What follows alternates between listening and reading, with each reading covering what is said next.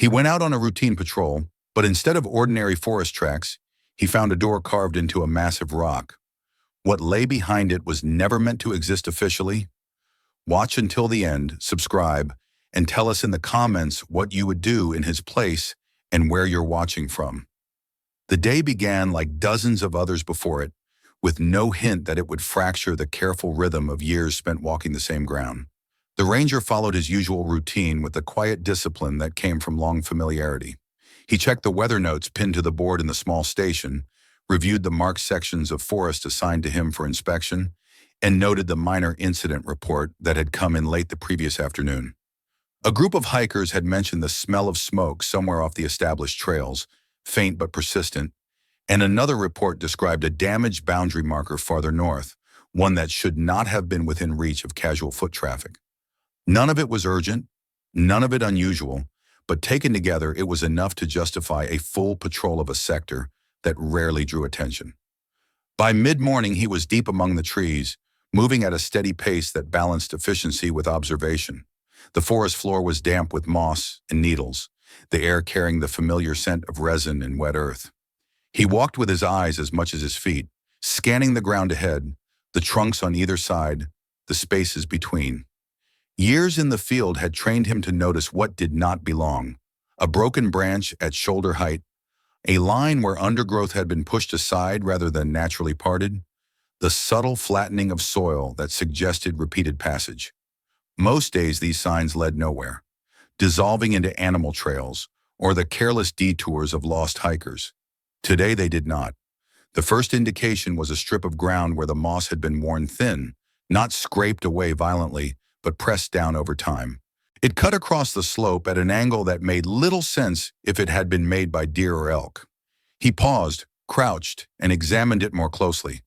The compression was uneven, heavier in some places than others, as though different weights had passed through at different times. Nearby, several young branches had been snapped cleanly and pushed aside, not broken by weather or age, but by repeated contact. The pattern suggested a path, narrow and intentional, leading away from the nearest marked trail and into thicker cover. He followed it slowly, careful not to disturb more than necessary. The deeper he went, the clearer the signs became. Stones had been shifted to stabilize footing, not scattered randomly. A shallow depression held rainwater in a way that suggested it had been shaped by hands rather than erosion. Most striking was the absence of debris. There were no discarded wrappers, no cigarette butts, no obvious refuse. Whoever had come this way had either been unusually careful or unusually practiced. The ground rose sharply ahead, and through the trees he caught his first glimpse of the rock. It dominated the slope, an immense rounded mass emerging from the earth like a single frozen wave. Its surface was weathered smooth in places, fractured in others by deep natural cracks that ran like scars down its sides. He had seen it before from a distance, a landmark of sorts, but never had reason to approach it directly. Up close it seemed larger than memory allowed, its scale dwarfing the surrounding trees and casting a broad shadow even in full daylight. As he circled the base, his attention was drawn to a patch of darker shadow where the stone met a cluster of low shrubs. At first it looked like nothing more than a recess, another irregularity in the rock's surface. Then he noticed the straight line cutting through the organic curves of stone and moss. He stepped closer, pushing aside branches, and the shape resolved itself fully.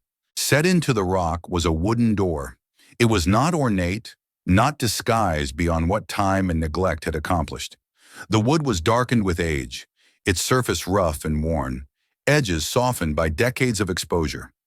Moss clung to the lower frame, and the hinges, whatever their original form, were concealed beneath layers of grime and corrosion. Yet the door sat flush within the stone, aligned with deliberate precision. This was not a decorative addition, nor a recent improvisation. It had been placed here to last.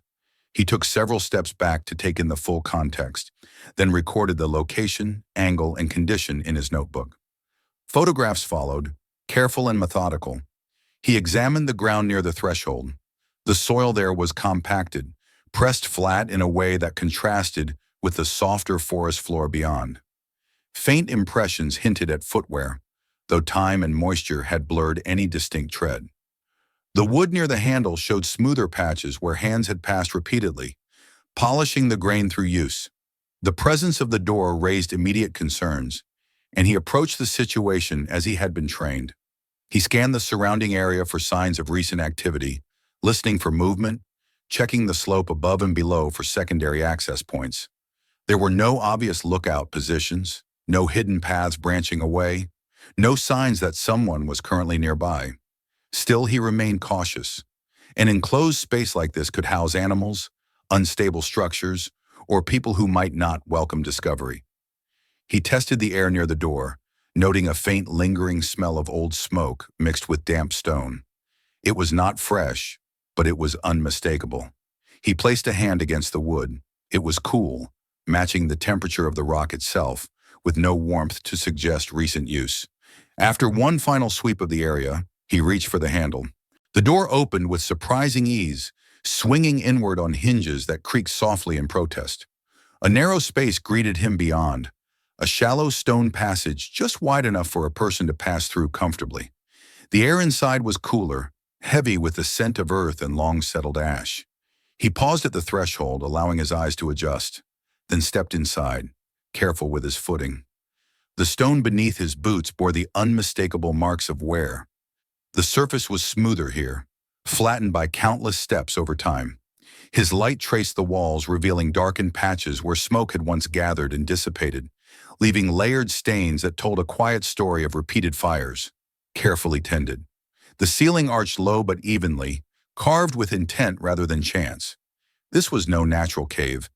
He advanced a few steps farther, stopping when the passage widened into a small chamber. The space was modest but purposeful. Along one wall, shallow depressions in the stone formed shelves, some still holding fragments of wood and cloth reduced to indistinct shapes by age. On the floor, a thin layer of ash filled the cracks between stones, compressed in gray. In one corner, the outline of a resting place was visible, a low platform shaped from stone and reinforced with old timbers whose grain had been worn smooth. Every detail spoke of habitation, not a brief refuge, not a temporary shelter, but a place designed to be lived in, maintained, returned to. The ventilation alone confirmed it. Narrow channels had been cut into the rock, angled upward to draw smoke away from the chamber. They were crude in execution but effective, their edges chipped and reworked over time as if adjusted through experience. He stood still for a long moment, absorbing the implications.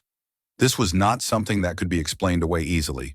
The effort required to carve such spaces into solid stone, to fit a door seamlessly into the rock face, to maintain the interior well enough for repeated use, suggested planning and purpose extending far beyond a single individual or event. As he moved deeper, the passage continued, bending slightly and opening into another space beyond. The beam of his light caught more carved surfaces, more signs of order and restraint. There was no chaos here, no scattered belongings or evidence of panic. Whoever had lived within these walls had done so deliberately, leaving only what was necessary and removing what was not. A quiet realization settled over him, heavy and inescapable. This was not an abandoned curiosity, not a relic from some forgotten, harmless chapter of the forest's history. It was part of something ongoing, something that had persisted long enough to erase itself from casual notice, while leaving indelible marks for those who knew how to look. He retraced his steps slowly, backing out into the daylight and closing the door behind him with care. The forest resumed its familiar sounds around him, birds calling, wind stirring the high branches, as though nothing had changed. Yet the ground beneath his feet felt altered, layered now with unseen history. He noted the final details in his book, more extensively this time, aware that what he had found would require careful handling. Reporting it immediately without context could reduce it to a footnote, dismissed as a transient squatter's hideout. Ignoring it was not an option. The place demanded understanding before judgment. As he turned away from the rock and began the walk back toward the trail, his thoughts were already moving ahead, considering what records might exist, what patterns might emerge if he looked beyond the forest itself. Behind him, the door remained closed, blending once more into the stone, waiting. The memory of the door stayed with him through the walk back to the station, lingering like the after-image of a bright light. Even as he followed familiar paths and noted routine details, his thoughts kept returning to the stone chambers and the quiet evidence of order he had seen inside. That night he reviewed his notes more carefully than usual, rewriting portions to ensure accuracy, adding sketches where words felt insufficient. He slept poorly, waking several times with the sense that something important lay just beyond reach, waiting to be examined more thoroughly. At first light he returned, this time with intent sharpened into method. He carried additional equipment for documentation and safety, moving through the forest with the same caution but a different focus. The trail he had followed the day before was easier to find now that he knew where it led. Each sign he passed confirmed his earlier impressions. The careful absence of debris, the consistency of the path's width, the subtle reinforcement of unstable ground all suggested ongoing use rather than a relic frozen in time. The door appeared unchanged when he reached the rock, its surface still dark and unassuming beneath the moss. He paused again, scanning the surroundings, listening and testing the air. Nothing seemed disturbed. He opened the door and stepped inside, allowing himself a moment to adjust before moving deeper, his movements measured and deliberate. The first chamber looked much the same as he had left it, but familiarity brought new clarity. He knelt to examine the floor, running his fingers along the worn stone. The smoothness was not uniform. Certain areas were more polished than others, corresponding to the natural flow of movement through the space. The pattern was unmistakable. People had lived here long enough for their daily habits to leave permanent marks. He stood and turned slowly, taking in the arrangement as a whole. The space was not large, but it was efficient. Nothing felt improvised. Along the walls, shallow shelves had been carved at consistent heights, spaced to allow easy access while minimizing wasted effort. Some still held remnants of use, fragments of wood shaped by hand, strips of fabric that had once been part of clothing or bedding. Each item bore the quiet wear of repeated handling rather than the random damage of neglect. The sleeping areas told a similar story. The platforms were low and solid, built directly from the stone and reinforced with timbers fitted snugly into cut grooves. The wood had been replaced more than once, judging by the layered impressions left behind. He noted the compressed areas where bodies had rested night after night, the faint outlines of where blankets or padding had been laid and later removed. This was not the arrangement of someone passing through. It was the work of people settling in, adjusting, making do over extended periods. The central fire pit drew his attention next. He examined the stonework around it closely, tracing the edges where heat had darkened the surface. The soot was layered, not chaotic, forming bands that spoke of controlled fires rather than reckless burning. The stones around the pit were arranged to contain embers and protect the surrounding floor, and nearby he found a small depression filled with compacted earth, likely used to smother flames when needed. The design reflected practical knowledge, passed down or learned through trial, refined over time. Above the fire pit, the ventilation channels were more apparent in the steady light of his equipment. They were narrow and irregular, carved by hand, but their placement was deliberate. He followed them upward with his gaze, noting how they angled away from the main living area before disappearing into the rock. Some sections showed signs of modification. Chips and scars marked places where the channels had been widened or redirected, evidence that those who lived here had adjusted the system as their needs evolved. The effect would have been to draw smoke upward efficiently, keeping the air breathable even during prolonged use. He moved on to the storage areas, checking each niche in turn. These spaces were drier, set farther from the fire and raised slightly from the floor. The logic was obvious. Even now, after years of exposure, they showed less damage from moisture. Inside, he found the remains of containers, fragments of metal, splintered wood, traces of cordage. Some bore markings that hinted at their origins, faint symbols or numbers partially obscured by corrosion and grime. He took photographs and notes, careful to capture details that might later prove significant. As he worked, a pattern emerged. The objects here did not belong to a single time. Some were clearly older, their materials heavy and crude, while others were lighter, more refined, suggesting access to newer supplies. The contrast was subtle but unmistakable. The inhabitants had changed over time, but the structure had remained in use. The dwelling had adapted without losing its core function. He found further confirmation in a corner he had not examined closely before. There, etched into the stone at about chest height, were faint marks that looked at first like random scratches. When he brushed away the dust and looked more carefully, he saw they formed a series of lines grouped in small clusters. The marks varied in depth and style, some clean and deliberate, others rough and hurried. They did not align neatly, and they did not form a single sequence. Instead, they suggested multiple hands, multiple periods, each leaving its own record. The realization unsettled him more than he expected. This place had not simply been abandoned and rediscovered. It had been passed down, reused, maintained. The care evident in its construction extended to its preservation. Whoever lived here understood the value of discretion and continuity. As he continued deeper, the dwelling revealed additional rooms, each echoing the same principles. Functional spaces arranged with restraint, evidence of regular maintenance, and an absence of unnecessary clutter. There were no personal decorations, no attempts at comfort beyond what survival required. Everything pointed to a shared understanding of purpose. Near the back of one chamber, he noticed something that brought him up short.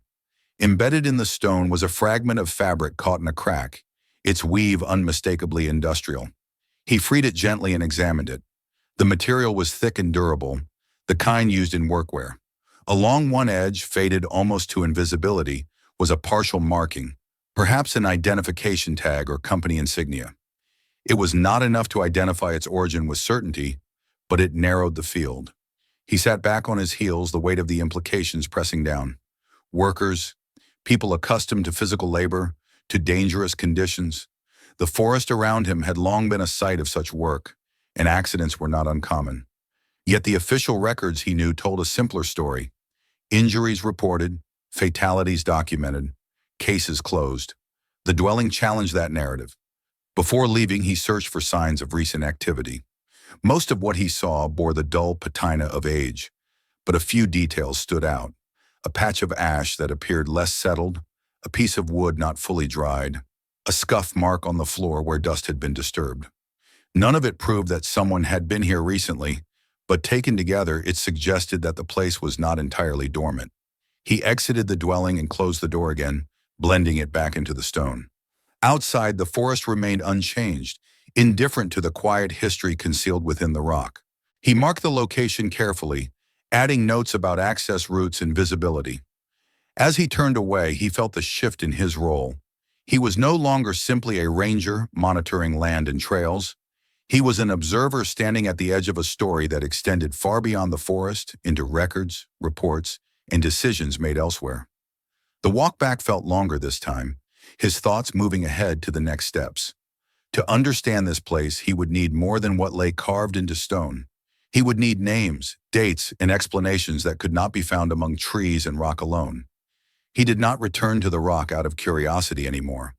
When he set out again, several days later, it was with the clear intention of documenting, comparing, and understanding. The forest greeted him in the same way it always did, unchanged in its rhythms, but his perception of it had shifted. What had once been a familiar landscape now felt layered, as though every path concealed an older version beneath it. He moved deliberately, carrying additional equipment and a folded map on which he had already begun to sketch the interior layout from memory. This time he intended to turn impressions into evidence. The approach to the rock revealed more than it had before. Once he knew what to look for, the forest seemed to give up its secrets reluctantly but steadily. The narrow path he had first followed showed signs of maintenance rather than erosion. Stones had been repositioned more than once, their undersides bearing marks of past placement. Small roots had been cut cleanly and allowed to decay rather than ripped free, suggesting careful passage rather than haste. It was clear now that this route had been used repeatedly, but not continuously, as if traffic came in waves separated by long intervals of quiet. Inside, he began at the entrance, working his way inward with disciplined patience.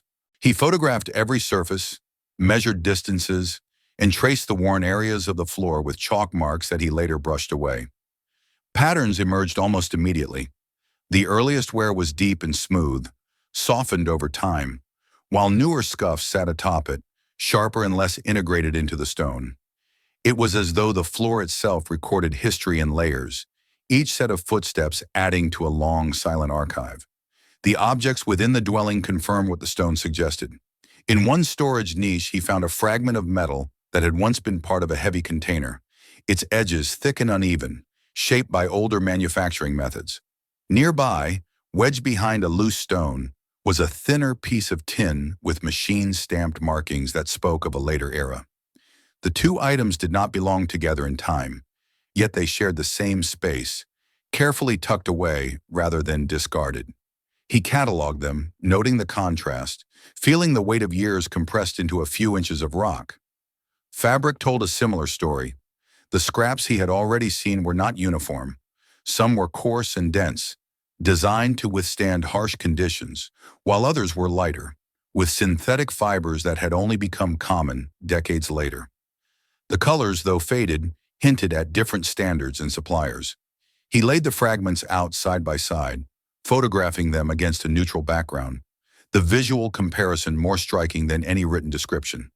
Whoever had lived here had not done so all at once. They had come and gone, leaving traces that overlapped but did not blend. He moved deeper, examining the markings etched into the stone walls. What he had first taken for random scratches now resolved into something more intentional. The marks formed groups, each cluster separated slightly from the next. Some were clean, straight lines carved with confidence, while others were jagged, shallow, as if made with inferior tools or in poor light. There was no single chronology that fit them all. Instead, they appeared to restart periodically, as though each group represented a different set of hands beginning anew, unaware of or indifferent to what had been recorded before. In one chamber, he found a series of symbols carved low near the floor, almost hidden behind a sleeping platform. They were simple shapes, repeated with minor variations. He traced them with his fingers, noting that they had been cut after the platform was installed. The act of marking the stone in such a concealed place suggested something private, perhaps a form of accounting or a reminder meant only for those who knew to look. It reinforced the impression that this dwelling operated by internal rules, passed down quietly rather than announced. As he continued his examination, he discovered evidence of adaptation. In the ventilation channels, certain sections bore the scars of later modification. A narrow passage had been widened, its edges rougher than the surrounding stone. In another place, a crude patch had been added, stones wedged into place to redirect airflow. These changes were not part of the original construction. They reflected learning, experimentation, and the gradual refinement of a system under sustained use. The dwelling had evolved with its occupants. He turned his attention to the logistics implied by such long-term habitation. In a rear chamber, he found faint diagrams scratched into a flat section of wall. At first glance, they looked abstract, but as he studied them, their meaning became clearer. Lines converged and diverged in ways that resembled paths rather than symbols. Small marks indicated changes in elevation, water sources, and points where movement should slow or stop. It was a map, crude but functional, depicting the surrounding forest from an insider's perspective. The orientation matched the slope outside, and certain landmarks aligned with features he recognized. The map did not stand alone.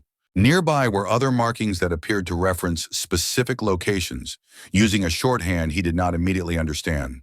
He copied them carefully, resisting the urge to interpret too quickly. What mattered was their existence. The dwelling was not isolated. It was part of a broader network of movement and resupply, however limited or informal that network might have been. The absence of certain things became as telling as the presence of others. There were no signs of weapons stockpiled for defense, no evidence of illicit trade or hoarded valuables. The objects here served basic needs: shelter, warmth, storage, movement. Even the markings lacked ornamentation. Everything pointed toward survival rather than profit, toward persistence rather than expansion. At the same time, the discipline evident in the space argued against desperation. This was not a refuge seized in panic. The careful maintenance, the consistent rules of use, and the quiet transfer of knowledge from one group to the next suggested intention.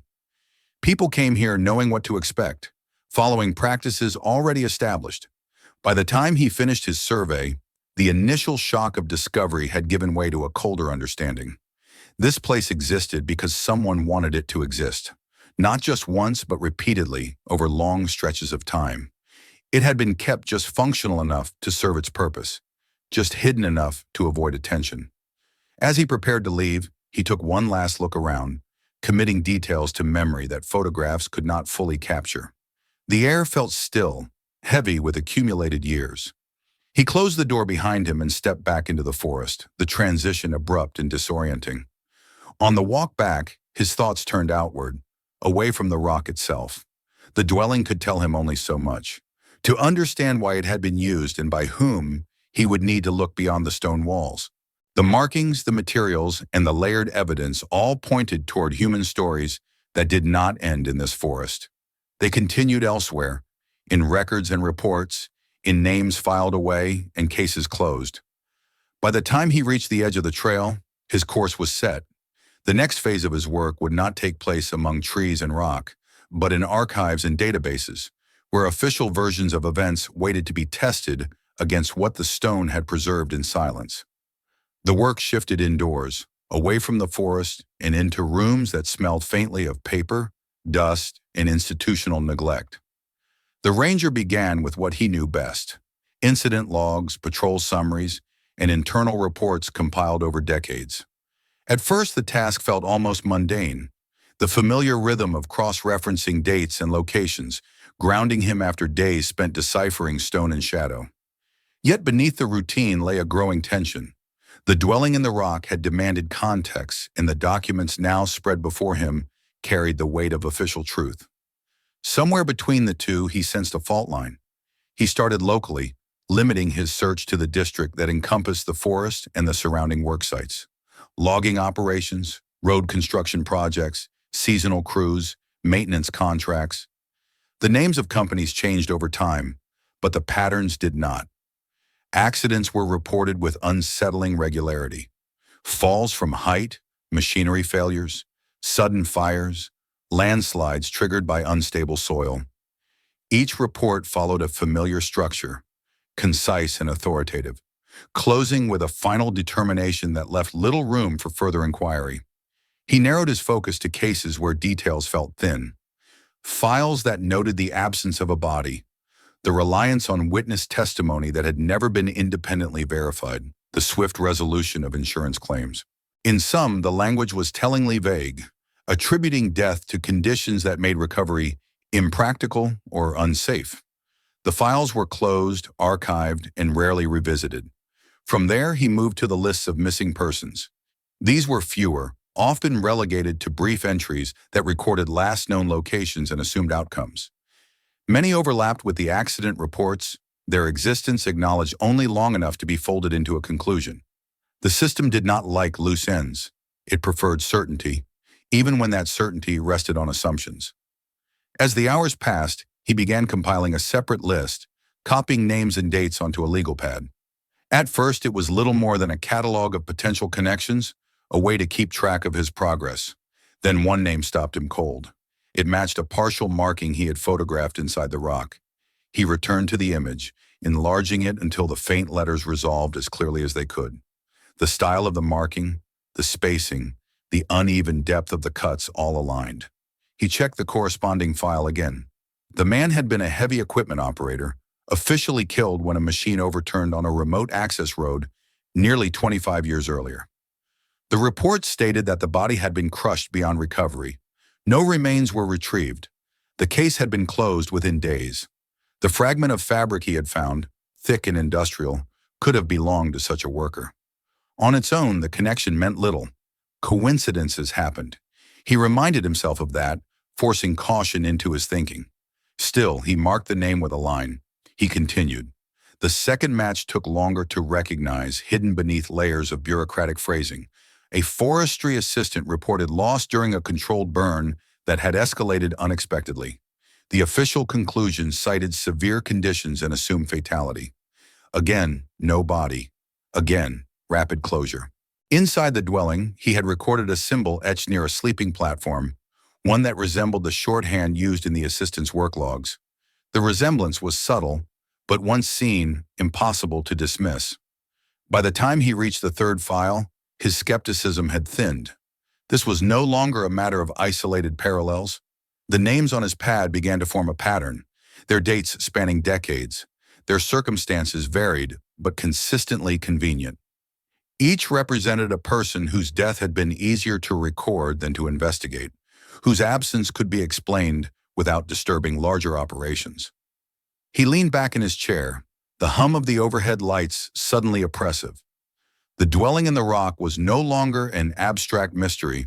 It was a physical endpoint for stories that had been cut short on paper, but continued elsewhere, unseen. He expanded his search, pulling contractor records and cross-checking employment rosters where they existed. Many older files were incomplete, some damaged or partially lost, but enough remained to trace outlines. Names appeared briefly in payroll records, then vanished. Benefits were paid, families notified, settlements reached. The machinery of closure moved efficiently, smoothing over inconsistencies through repetition. The logic behind it was disturbingly clear. A worker injured beyond immediate return to labor posed a problem. Medical costs, legal liability, delays. Declaring death simplified everything. For the injured individual, survival meant becoming an anomaly, a complication the system was not designed to accommodate. In an environment where documentation defined reality, erasure was a tool.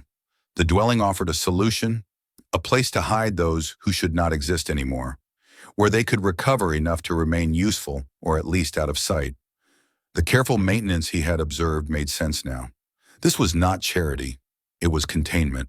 He felt a tightening in his chest as he considered the human cost. To be officially dead was to lose more than legal status. It meant severed ties, unclaimed histories, families left to mourn without answers.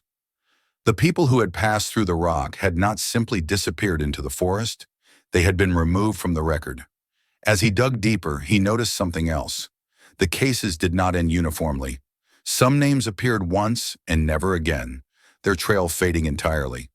Others showed subtle signs of continued activity. Short-term contracts under different identifiers, payments made through intermediaries. The system was flexible when it needed to be. This discovery complicated his growing sense of outrage. The people hidden in the dwelling were not a single category of victim.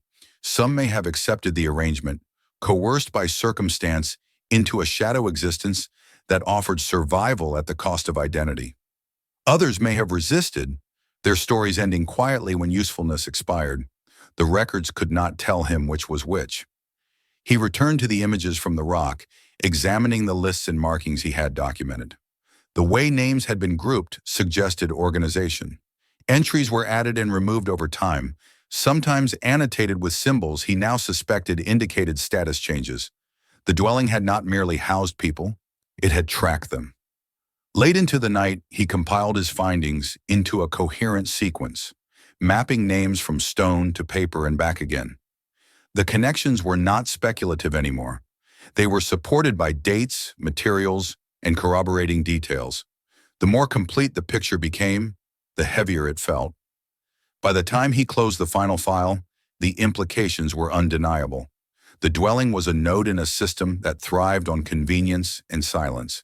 It existed because too many incentives aligned in its favor, because the forest provided cover, and because the people it concealed had no voice left in the official world. He shut down the computer and gathered his notes, aware that he had crossed an invisible threshold. What he now knew could not be unknowingly returned to a filing cabinet. The next step would require proof that went beyond inference, something tangible enough to survive scrutiny and denial. As he left the building, the night air felt colder than before. The forest lay somewhere beyond the darkened windows, holding its stone secret patiently. He understood now that the dwelling was not merely a place to be found. It was a mechanism to be exposed, and doing so would mean stepping directly into the machinery that had built and sustained it. The certainty that had settled over him after the archival work did not bring clarity so much as it brought urgency. The documents had given him names and dates, but they remained abstractions until tied unmistakably to the place that had sheltered them. He returned to the forest with a different weight on his shoulders, aware that time itself had become an adversary.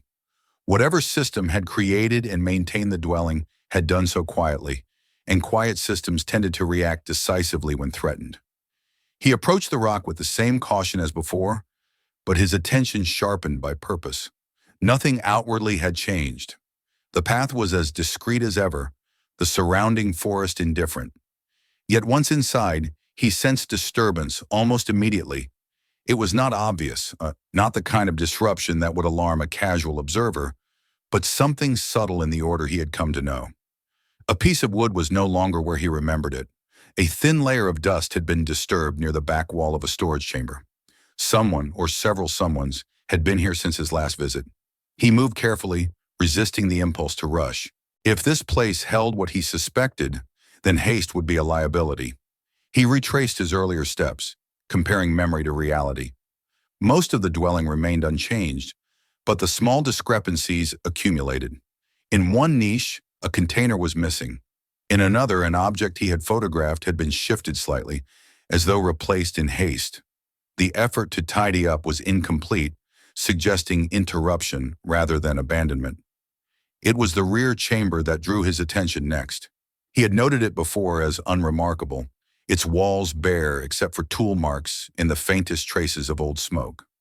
Now, looking at it with fresh understanding, he noticed an inconsistency in the stonework along one wall. The surface there was marginally flatter, the edges of the surrounding rock less eroded. He ran his hand along it and felt a subtle change in temperature and texture. This section had been worked later than the rest. He examined the area more closely, tracing the outline with his fingers. The seam was not perfect, but it was deliberate. Stone had been fitted to stone, creating a shallow false wall that blended into the chamber when viewed casually. It would have taken time and effort to construct, and even more to conceal. He realized then that what lay behind it had been considered worth hiding, even from those who lived here. Removing it was not easy. The stones were wedged tightly, their weight supported by the surrounding structure. He worked slowly, using only his hands and minimal tools, careful not to damage whatever might be concealed. When the first stone finally came loose, it revealed a narrow cavity beyond. The air inside was stale, untouched for years. Within the cavity, he found what he had not allowed himself to expect. There were papers, bundled and wrapped in layers of cloth and oil-treated fabric to protect them from moisture. Some were folded, others rolled, all marked by age. He lifted them out one by one, his pulse steady but heavy, and laid them on the floor where the light fell cleanly. The papers formed a list. It was not decorative, not ceremonial.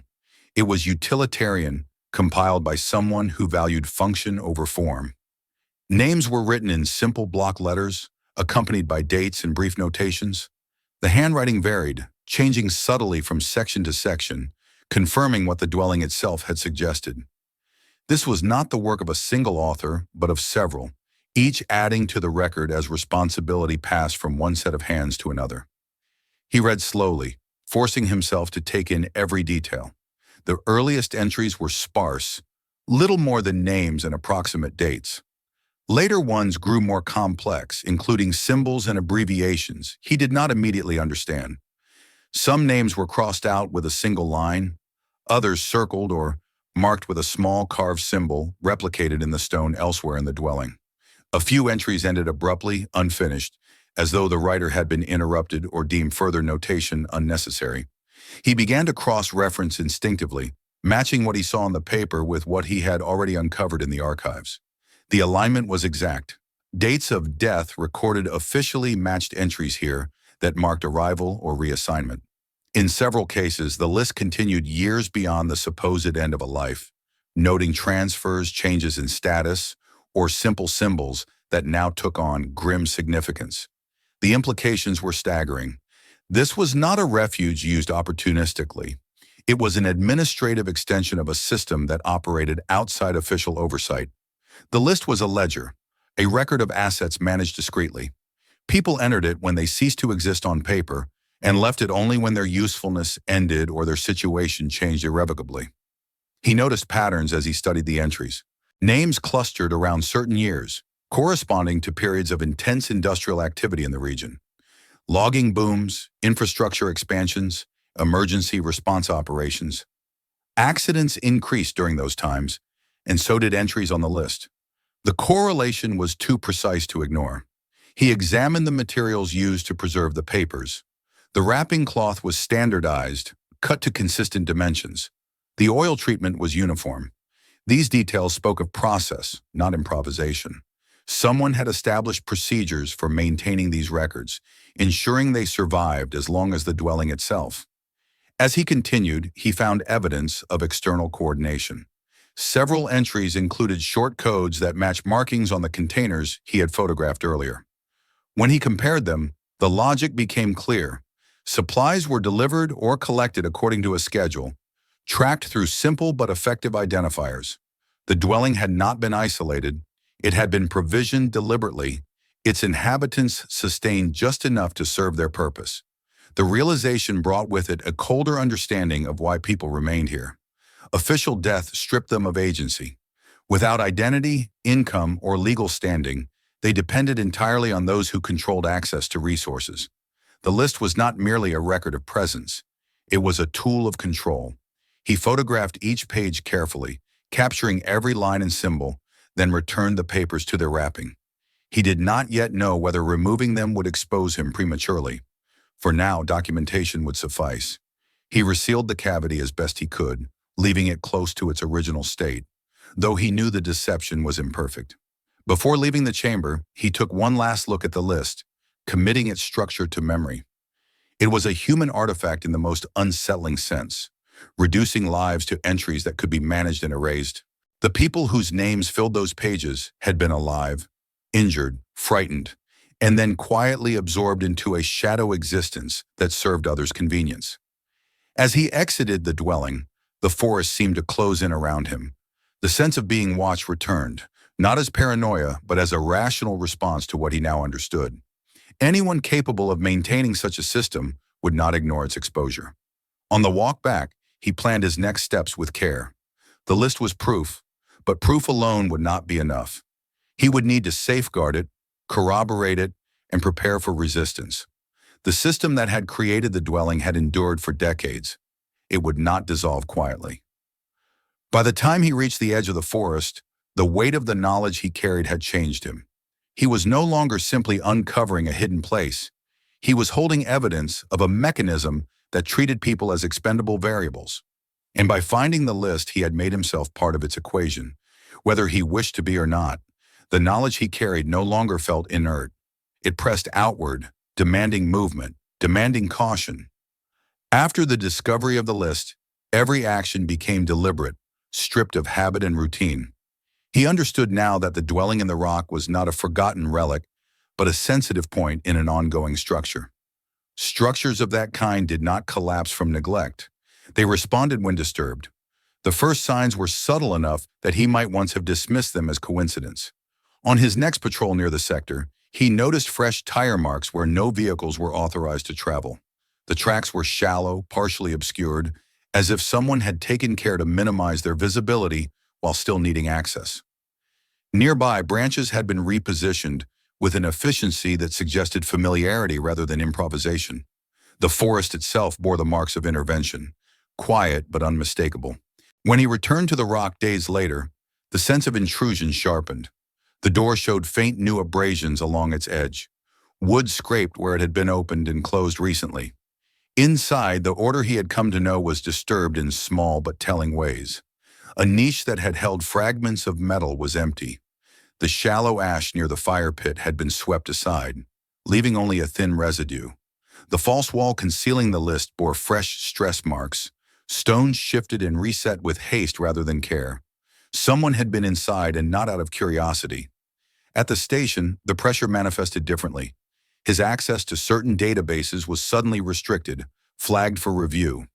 A routine request for older contractor records was delayed without explanation. When he raised the issue casually, the response was polite but evasive, suggesting procedural backlogs that did not exist days earlier.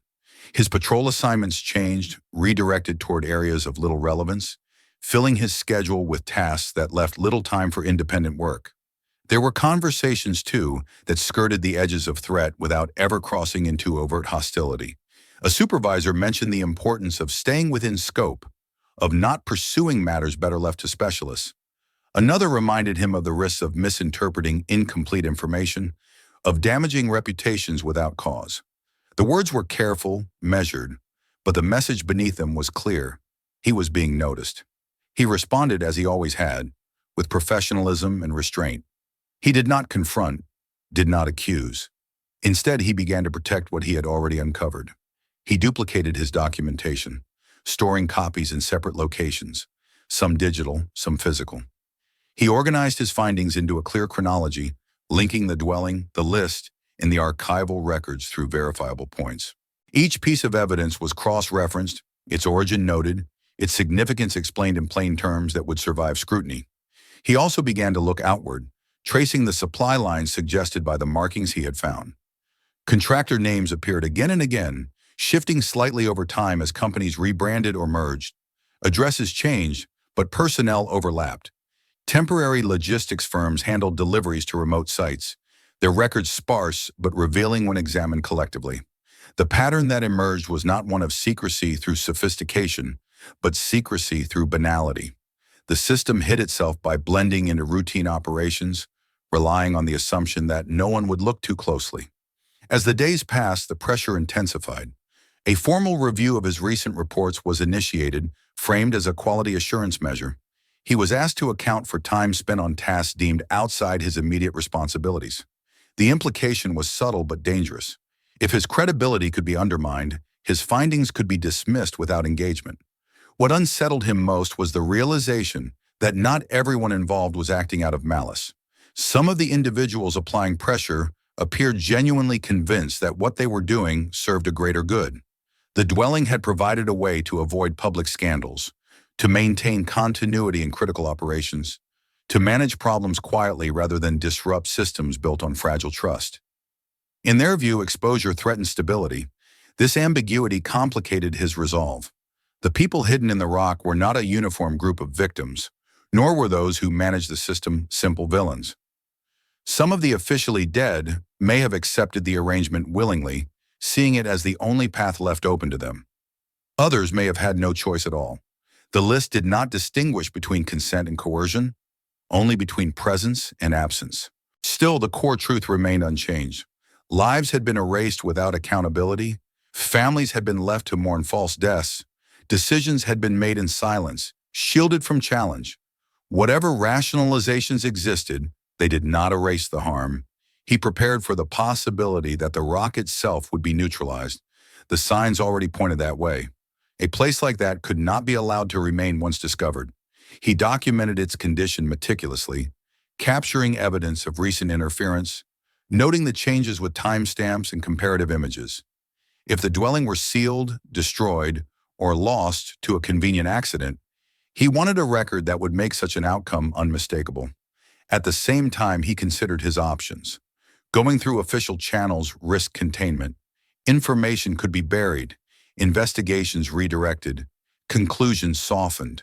A public disclosure, on the other hand, carried its own dangers, both personal and ethical. Exposing the system would also expose those who had lived within it, people whose anonymity had been forced upon them, but might now protect them from retaliation. He began to identify potential recipients for the evidence, not as confidants but as fail-safes. Independent investigators, journalists known for methodical work, oversight bodies with mandates that could not be easily circumvented. He prepared packets of information, each complete enough to stand alone, each containing the core narrative supported by verifiable proof. By the end of the week, the sense of inevitability had settled in. The system was reacting, tightening its grip, attempting to erase traces of its own existence. He could feel the window narrowing. Whatever move he made next would close doors permanently. On his final visit before the decision, he stood once more before the rock, the forest silent around him. The dwelling had become more than a place. It was a fault line, a point where the weight of years pressed against the present. He knew now that waiting would not preserve anything. It would only allow others to shape the ending. As he turned away, the resolve hardened within him. The next step would not be cautious observation or quiet documentation. It would be action, chosen with care, but taken without hesitation. The truth had survived in stone for decades. It would not be erased easily, not while he was willing to carry it forward. The final return to the forest did not feel like a patrol or an investigation. It felt like a reckoning. He chose the timing carefully, arriving at first light when the shadows were longest and the forest still held the night's silence. The air was cold and sharp, carrying none of the familiarity it once had. Each step toward the rock carried the certainty that this visit would be different from all the others, that whatever remained inside would not remain for long. The path itself told him what had happened before he reached the door. The careful restraint he had come to recognize was gone. Branches had been cut rather than bent aside. Stones had been dragged instead of repositioned. The ground showed signs of hurried movement, overlapping tracks pressed into damp soil, some partially erased as if someone had tried to smooth them over too late. The forest had been disturbed not by patience but by urgency. When the rock came into view, the change was unmistakable. Fresh debris lay scattered near the entrance, chunks of stone broken away and piled clumsily at the base. The door itself was still there, but it bore new damage, deep gouges in the wood where tools had slipped or struck too hard. Whatever care had once guided those who used this place had been replaced by the need to finish quickly. He stood for a moment, listening, scanning the surroundings, then stepped forward. Inside, the dwelling had been transformed. The order that once defined it was gone. Sleeping platforms had been torn apart, timbers snapped and discarded. Storage niches were empty, their contents removed or destroyed. Ash had been spread deliberately across the floor, obscuring older patterns of use beneath a uniform gray smear. The rear chamber told the rest of the story. The false wall had been breached and rebuilt poorly, the stones forced back into place without regard for alignment. The cavity behind it was empty. The papers were gone. He did not react immediately. Instead, he began documenting what remained, working with a calm born of preparation. He photographed the fresh damage, the broken stone, the tool marks left behind. He compared angles and distances, capturing the differences that would prove this was not natural collapse or casual vandalism. The destruction itself became evidence, a record of intent as clear as the list had been. Near the entrance, he found what he had hoped for and feared at the same time. Beneath a slab of stone, half concealed by debris, lay a fragment of paper, torn and crushed but legible. A name, a date, a partial symbol. Enough to anchor the rest. He sealed it carefully, knowing that even this small remnant carried weight. Outside, the forest remained indifferent, the trees towering over the scene as they always had. The rock, stripped of its hidden order, looked like what it had pretended to be all along, a natural formation, inert and silent. That illusion would not last. He left the site without attempting further entry, aware that lingering served no purpose. The dwelling had been neutralized, but too late to erase its existence entirely. The truth no longer depended on what remained inside the rock. It lived now in copies, in corroborated records, in the minds of those he had chosen to involve. The disclosure did not come as a single dramatic moment. It unfolded in stages, each one reinforcing the last. Evidence was delivered to multiple recipients simultaneously, ensuring that no single authority could contain it. Investigators began asking questions that could not be redirected easily. Journalists requested documents that matched the fragments already in their possession. Oversight bodies initiated reviews that reached back decades, reopening cases long considered resolved. As the system strained under the scrutiny, its fractures became visible. Patterns of rapid case closures emerged. Contractors with suspiciously clean safety records were linked to clusters of unverifiable fatalities. Insurance settlements were examined, then re-examined, revealing anomalies that could no longer be dismissed as coincidence. The list from the rock, even in partial form, proved decisive. Its structure mirrored the administrative language of the records, binding the physical evidence to the bureaucratic one. Families began to surface, drawn by the sudden reappearance of names they had been told to grieve. Some reacted with disbelief, others with anger, others with a hollow relief that made no sense even to themselves. Not all questions had answers. Not all stories could be completed, but the certainty that something had been hidden deliberately and for years took hold. The response was not uniform. Some officials denied involvement, citing procedural norms and gaps in documentation. Others distanced themselves, attributing decisions to predecessors or defunct entities. A few resigned quietly, their departures noted but unexplained. The machinery that had once operated smoothly now stuttered, its efficiency undone by exposure. For him, the consequences were more immediate and personal. His role shifted from observer to witness, then to participant. His actions were reviewed, his decisions scrutinized, his motives questioned. He was accused of overreach, of misunderstanding context, of endangering stability. Yet the evidence held. Each attempt to discredit him only drew more attention to what he had uncovered. He did not emerge unscathed. Opportunities closed. Trust within his institution eroded. The work he had once done without second thought became fraught. Every action weighed against the shadow of what he had revealed. But the burden he carried no longer felt solitary. The truth had moved beyond him, taking on a momentum of its own. Months later, when the forest had returned to its seasonal rhythms, he visited the rock one last time. The entrance had been sealed officially now, marked and recorded, its coordinates logged in systems that would not forget it again. The debris had been cleared, the damage stabilized, the illusion of neutrality restored in a new, sanctioned way. He stood there quietly, aware that the place no longer held answers. Those had been carried out, translated into language that could not be weathered away. The rock remained, massive and unchanged, but its silence had lost its power. As he turned back toward the trail, the weight that had driven him forward finally eased. The system that had relied on erasure had been forced into the open, its convenience stripped away. Not all of its consequences could be undone. Not all lives could be reclaimed. But the certainty of disappearance, the assumption that a name on a page could end a person's existence, had been broken. The forest closed in behind him as he walked away, indifferent as ever. Yet beneath its quiet, something had shifted. What had been hidden in stone had been brought into the light, and once seen, it could not be unseen. If this story made you think, make sure to subscribe for more real discoveries and hidden stories. Watch the next video on the channel and share this one with anyone who loves true stories like this.